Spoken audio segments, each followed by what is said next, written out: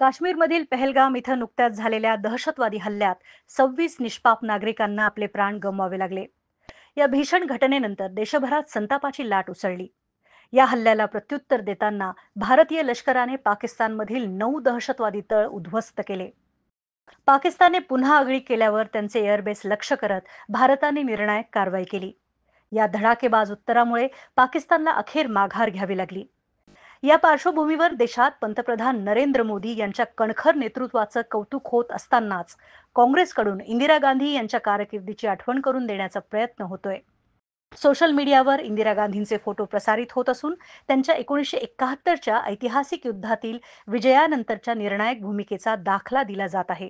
भारताच्या राजकीय इतिहासातील प्रभावशाली पंतप्रधानांपैकी एक असलेल्या इंदिरा गांधी यांनी 1971 मध्ये पाकिस्तान विरोधात निर्णायक युद्ध लढलं आणि बांगलादेशाची निर्मिती घडवून आणली. त्यांच्या आयर्न लेडी या प्रतिमेचं कारण म्हणजे देशाच्या एकतेसाठी त्यांनी घेतलेला धाडसी आणि कठोर निर्णय.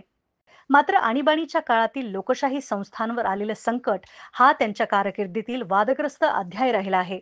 दहशतवादाविरुद्ध त्यांनी घेतलेली कठोर भूमिका आणि आंतरराष्ट्रीय स्तरावर भारताची प्रतिमा उंचावण्याचं श्रेयही त्यांना दिलं जातं.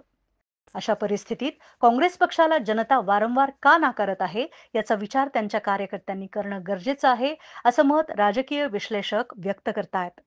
दुसरीकडे पंतप्रधान नरेंद्र मोदी यांची प्रतिमा देखील एका कणखर आणि निर्णायक नेत्याचीच आहे.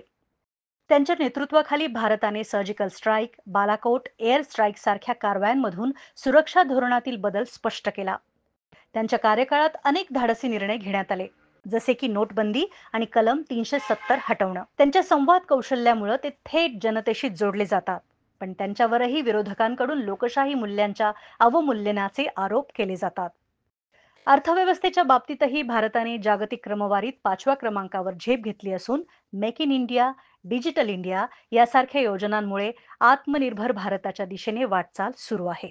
राजकीय विश्लेषकांच्या मते इंदिरा गांधी आणि नरेंद्र मोदी यांच्या नेतृत्व शैलीमध्ये साम्य असूनही त्यांच्या कार्यपद्धती, मूल्यदृष्टी आणि कालखंडातील आव्हाने वेगळी आहेत. एकीकडे समाजवादी धोरणे तर दुसरीकडे उदारीकरणाचा आग्रह या दोन्ही नेत्यांनी वेळोवेळी देशहितासाठी निर्णायक भूमिका घेतली. मात्र त्यांच्यावर लोकशाही मूल्यांबाबत टीकाही झाली.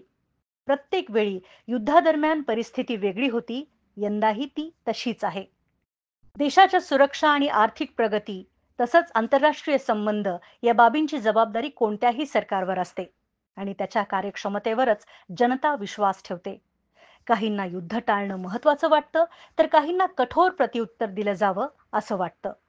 मात्र जेव्हा देशावर हल्ला होतो तेव्हा जनता नेहमीच कणखर नेतृत्वाची अपेक्षा करते. इंदिरा गांधी आणि नरेंद्र मोदी या दोघांनीही आपापल्या काळात देशाचं नेतृत्व समर्थपणे केलं आहे. इतिहासातून शिकून वर्तमानातील आव्हानांना धैर्याने तोंड देणं हीच काळाची गरज आहे. नेतृत्व कोणाचंही असो, उद्देश देशहित असायला हवा हीच देशवासियांची भूमिका आहे.